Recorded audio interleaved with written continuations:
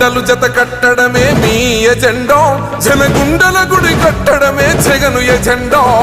బలిరా బలి బలిరా బలిరా, పులి వెందులలో పుట్టిందా పులిరా. కుర్చీల కూర్చోవడమే మీ ఎజెండా, కుర్చీ జనమే ఇవ్వాలన్నది జగను ఎజెండా. బలిరా బలి బలిరా బలిరా, పేద బతుకుల మార్చినది ఆ పులిరా.